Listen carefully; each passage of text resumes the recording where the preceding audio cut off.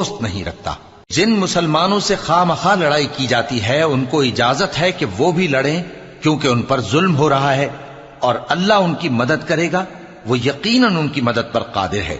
یہ وہ لوگ ہیں کہ اپنے گھروں سے ناحق نکال دیے گئے، انہوں نے کچھ قصور نہیں کیا، ہاں یہ کہتے ہیں کہ ہمارا پروردگار اللہ ہے۔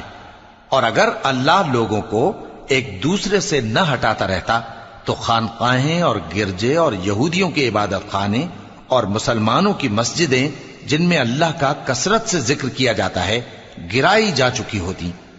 اور جو شخص اللہ کی مدد کرتا ہے اللہ اس کی ضرور مدد کرتا ہے، بے شک اللہ توانا ہے، غالب ہے۔ یہ وہ لوگ ہیں کہ اگر ہم ان کو ملک میں حکومت دے دیں تو نماز قائم کریں اور زکوٰۃ ادا کریں اور نیک کام کرنے کا حکم دیں اور برے کاموں سے منع کریں، اور سب کاموں کا انجام اللہ ہی کے اختیار میں ہے۔